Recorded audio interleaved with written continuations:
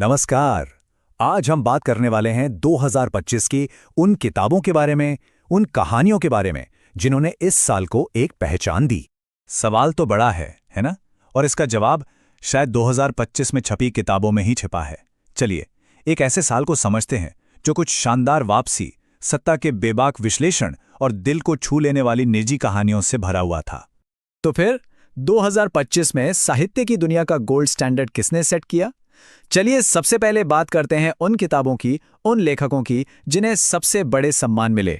तो देखिए, फिक्शन के लिए दुनिया के दो सबसे बड़े अवार्ड्स, बुकर प्राइज मिला डेविड ज़ाले के उपन्यास फ्लैश को और इंटरनेशनल बुकर गया हार्ट लैम्प के नाम।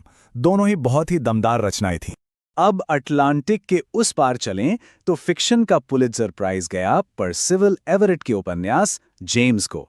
ये किताब हकलबेरी फिन की क्लासिक कहानी को एक बिल्कुल नए नजरिए से पेश करती है और अमेरिकी इतिहास और समाज पर एक जबरदस्त टिप्पणी भी है। और जेम्स का असर सिर्फ यही तक नहीं था, ये किताब तो मतलब छा गई। आप देखिए, इसे लिटरेरी दुनिया का ट्रिपल क्राउन मिला, पुलित्जर और नेशनल बुक अवार्ड जीता और बुकर की फाइनलिस्ट भी रही। ये बहुत बड़ी बात है। अब भारत की बात करें तो यहाँ का सबसे बड़ा साहित्यिक सम्मान 59वां ज्ञानपीठ पुरस्कार दिया गया हिंदी के बहुत बड़े लेखक विनोद कुमार शुक्ल को। शुक्ल जी की यही तो खासियत है, उनकी लिखाई बहुत सरल होती है लेकिन बातें बहुत गहरी कह जाती हैं। अक्सर आम लोगों की जिंदगी में जादू ढूंढ लेती हैं। उनकी नौकर की कमीज या दीवार में एक खिड़की रहती थी जैसी रचनाएं, यही तो उनकी साहित्यिक विरासत का सबूत हैं।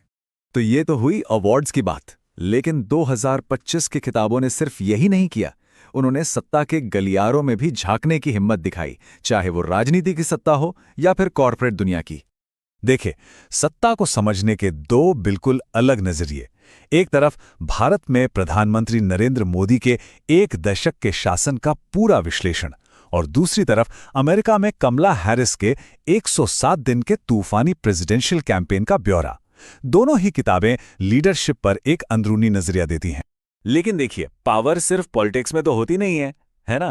फेसबुक की एक पूर्व डायरेक्टर सारा विन विलियम्स की किताब आई केयरलेस पीपल, और ये एक तरह का धमाका थी। इसने बिग टेक की अंदरूनी दुनिया और उसके वैश्विक प्रभाव को सबके सामने रख दिया। तो एक तरफ आज की सत्ता पर सवाल थे, तो दूसरी तरफ कुछ लेखकों ने इतिहास के पन्नों को पलटा। जाने माने पत्रकार अरुण शौरी में अपनी किताब में वीदी सावरकर के जीवन और उनके विचारों का तथ्यों के आधार पर एक क्रिटिकल एनालिसिस पेश किया। और ये बात बहुत मायने रखती है कि अरुण शौरी कौन है। वो सिर्फ एक लेखक नहीं है, वो एक बहुत बड़े खोजी पत्रकार रहे हैं। वाजपेयी सरकार में मंत्री भी थे।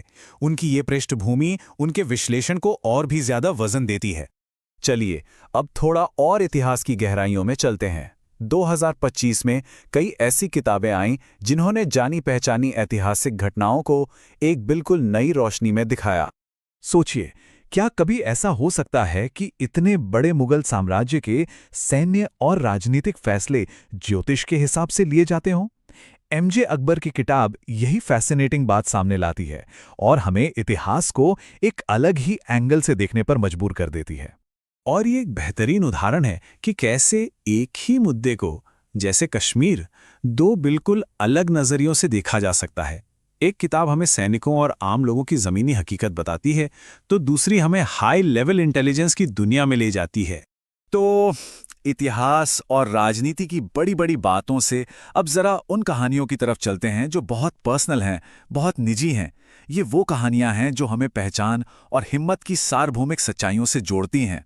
शायद पूरे साल किसी किताब का इतना इंतजार नहीं हुआ जितना सलमान रुश्दी की द 11th आवर का था। 2022 में उन पर जो जानलेवा हमला हुआ, उसके बाद फिक्शन में उनकी ये वापसी एक तरह से हिम्मत का प्रतीक थी। जरा इस टाइमलाइन को देखिए, ये उनकी जबरदस्त हिम्मत को दिखाती है।